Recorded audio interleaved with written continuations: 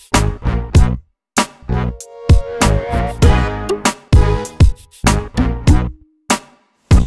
I'm Rufus from Clearance Solutions.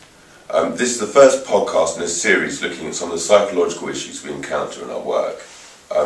Today we're discussing compulsive hoarding syndrome. I'm delighted to be joined by Mark Hamilton, founder of Human Perspective, a therapy centre in central London. And Mark is a member of the British Psychological Society and has done lots of consultation work, including such organisations as the United Nations. Mark, just briefly, first of all, can you explain a little bit about what compulsive hoarding syndrome is? Well, from my point of view, I would be seeing people with hoarding who are collecting useless objects, and usually when I get to see them, we're looking at a situation where it's become a problem. The clutter is impacting on their quality of life, and they're not able to function, or it's come to the attention of other relatives, or even sometimes social services or other health professionals. Okay, because it's something that we encounter as a house clearance company. Recently we had a job in Balham which had a two-room flat, and 15 tonnes worth of clutter came out of it. It was mainly newspapers stacked high.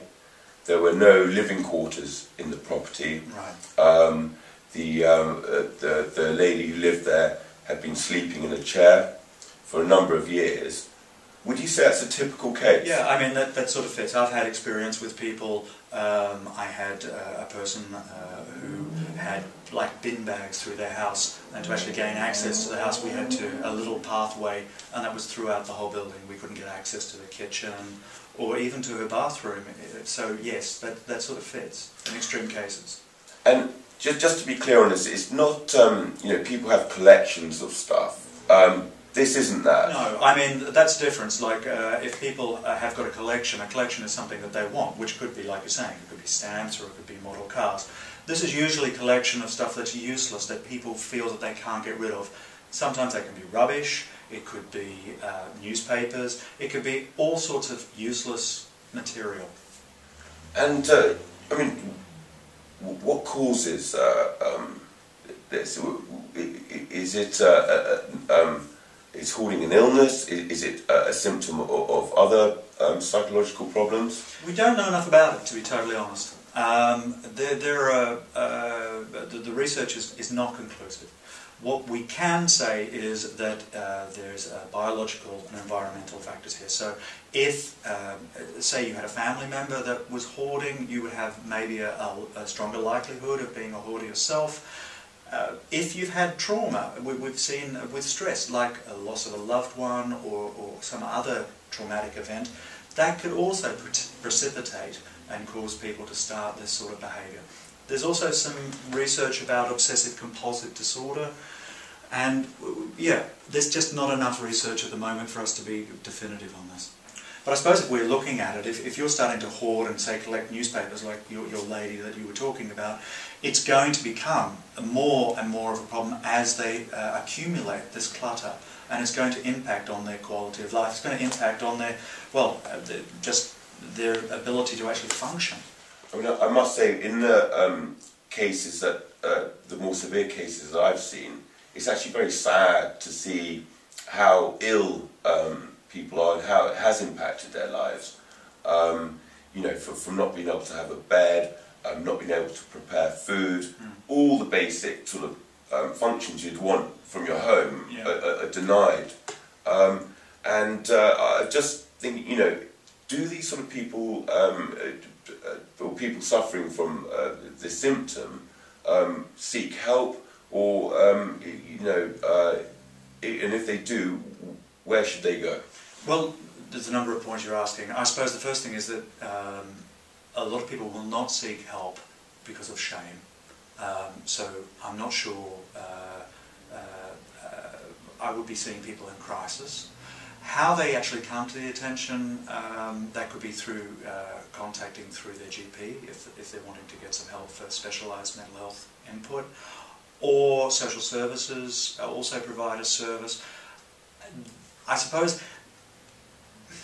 in answer to your question, your GP would be the first port of call if somebody or a loved one wanted to actually access some help.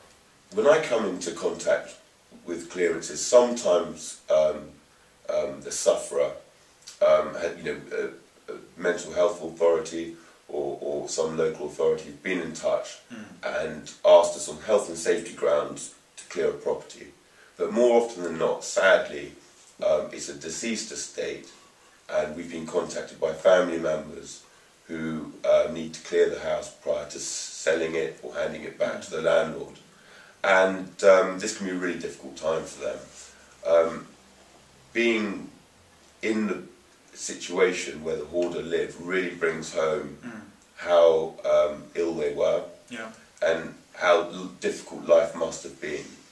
If someone's listening to this and they're in a situation where they've got to clear a property that's been hoarded and it's absolutely stuffed to the gunnels with junk, and they're finding it emotionally difficult because it's upsetting, is there any advice you'd be able to give them as to how to protect themselves to make the process as easy as possible?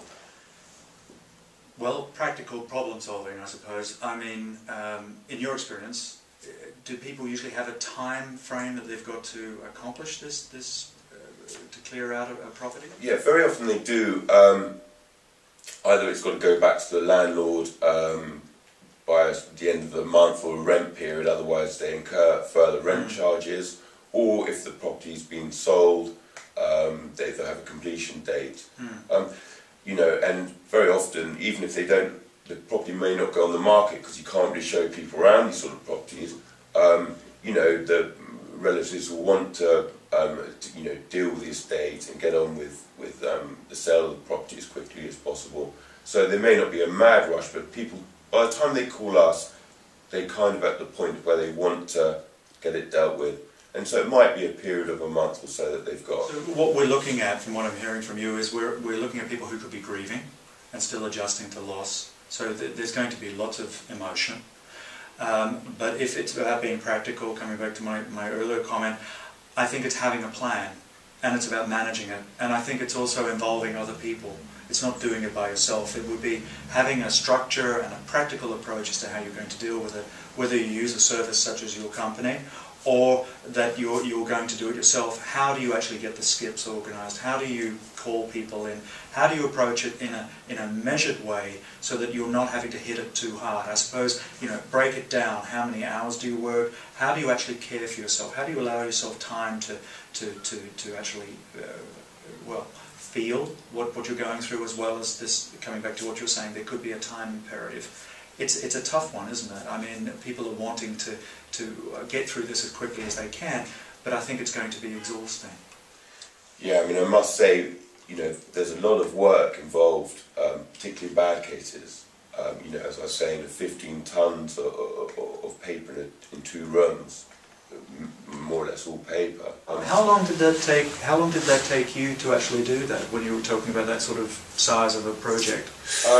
We had 2 guys clearing the paper out for 4 days, and the rest of the stuff was a straightforward clearance, so it was just about 7 hours. So there are health and safety considerations, and I just, going back to your earlier point about, if families decide to get a skip and do it themselves, I'd really encourage them to take it very slow, obviously from the emotional point of view, but also to be aware of the risk factors that are involved. And I suppose that's the other point from my point. If people are having a grieving reaction or strong emotions, their ability to actually focus and concentrate, your mind can wander. So being aware of, as you're highlighting, health and safety concerns, your ability to actually do risk assessments and to be approaching this in a measured way could be problematic. So it is about how do you do it in a safe way and in a controlled way.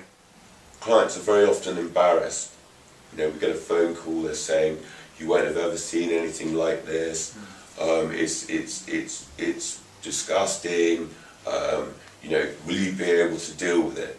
And, we've seen a lot of places and we're used to it, so to us it's no sort of problem. But for them, they do feel a degree of embarrassment. And you mentioned shame earlier. And I suppose there's 2 points I'd like to make. One is, you know, what advice would you give to people coming to terms with, you know, dealing with a relative and feeling of embarrassment, stuff like that? I suppose the thing, first of all, is to normalise is that this is a phenomenon that happens. And I mean, the research is, I think with obsessive compulsive disorder, that we're finding that 20 to 30% of people with that diagnosis can have hoarding as a symptom. Mark, that's absolutely fantastic. Thanks so much for taking the time to speak to me this morning. And all Mark's details and his website are going to be linked on the blog.